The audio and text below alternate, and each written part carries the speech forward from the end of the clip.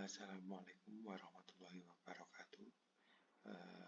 Pada video kali ini saya akan membahas tentang resum materi atau rangkuman materi dari penafsiran beberapa ayat pada surah Al-Quran yang dibawakan oleh Bapak Muhammad Yasin selaku dosen pengampu atau dosen pengajar mata kuliah studi Al-Quran.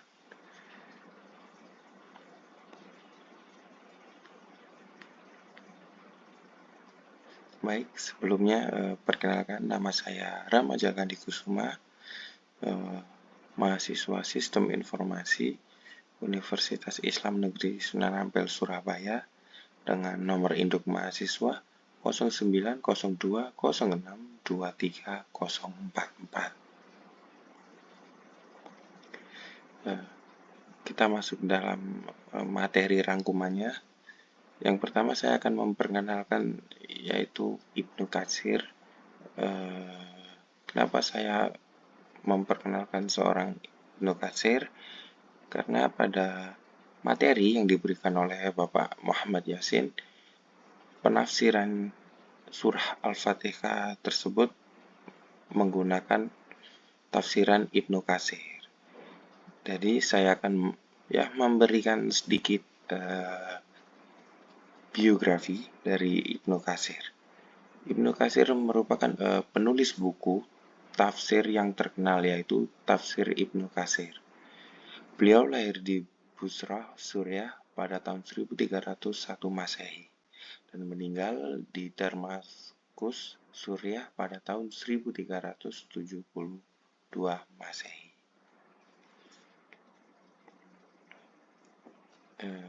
Al-Fatihah menjadi surah pertama di kitab Al-Quran.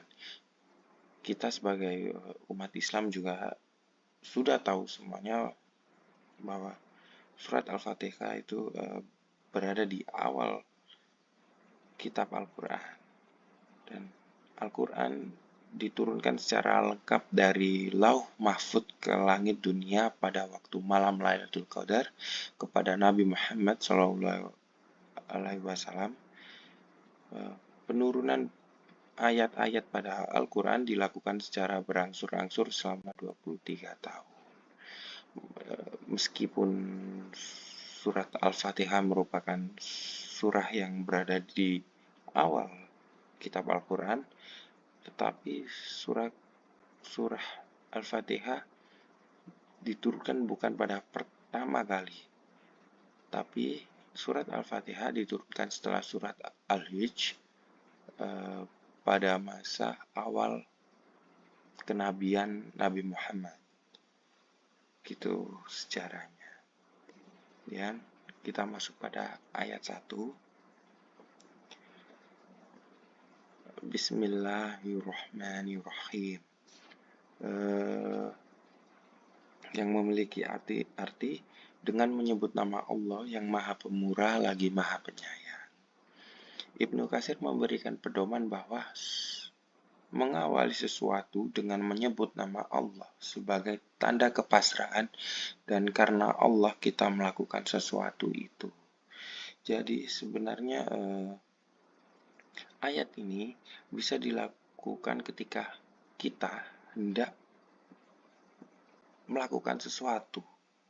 Jadi sebelum kita melakukan sesuatu itu kita awali dengan mengucapkan Bismillahirrahmanirrahim. Contohnya saya sendiri sebagai mahasiswa, mungkin saat saya hendak berangkat ke kampus, itu sebelum melakukan perjalanan saya mengucapkan atau melafalkan Bismillahirrahmanirrahim sebagai tanda bahwa saya berangkat ke kampus melakukan pembelajaran karena tujuan Allah Ta'ala.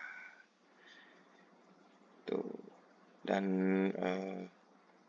kita juga tahu semua sebagai umat Islam bahwa Al-Fatihah merupakan surat yang wajib dibaca saat melakukan sholat ibadah atau ibadah sholat. Pada awal sholat itu, tapi di situ banyak perdebatan dari ulama, karena terlebih pada ayat pertama ini ya, Bismillahirrahmanirrahim ini. Terdapat ulama yang berpendapat bahwa ayat 1 ini atau lafal Bismillahirrahmanirrahim ini dibaca atau dilafalkan secara lantang hingga para makmum itu terdengar semua kalimat Bismillahirrahmanirrahim. Tetapi juga terdapat ulama yang berpendapat bahwa lafal ini atau ayat ini tuh cukup diucapkan secara pelan-pelan saja gitu. Seperti misalnya jika dilafalkan secara kencang itu setelah takbir langsung membaca surat Al-Fatihah sembari mengucapkan ayat atau melafalkan ayat 1 ini dengan kencang. Jadi setelah Allahu Akbar, Bismillahirrahmanirrahim, Alhamdulillahirabbil alamin. Langsung secara kencang langsung disambung juga dengan ayat-ayat selanjutnya pada surah Al-Fatihah. Jika yang diucapkan secara pelan-pelan setelah takbir Allahu Akbar, Bismillahirrahmanirrahim, Alhamdulillahirabbil alamin, dan seterusnya. Jadi pada contoh yang kedua tadi atau pelafalan ayat Bismillahirrahmanirrahim yang pelan-pelan tidak perlu, maksud saya tidak perlu dilafalkan hingga para makmum terdengar. Kemudian lanjut pada ayat kedua, yaitu Alhamdulillahirabbil alamin, yang memiliki arti segala puji bagi Allah Tuhan seluruh alam. Ibnu Katsir berpendapat untuk ayat ini bahwa kita harus senantiasa bersyukur dan memuji Allah atas perlindungan serta pemeliharaan seluruh alam. Sama halnya ayat Bismillahirrahmanirrahim, ayat ini bisa dilakukan ketika kita mendapatkan kabar gembira atau mendapatkan rezeki yang lebih dari Allah. Kita bisa mengucapkan ayat ini. Contohnya misalnya saya sebagai mahasiswa, mungkin IPK semester saya ini mendapatkan nilai yang sangat memuaskan, saya akan langsung mengucapkan Alhamdulillah. Seperti itu.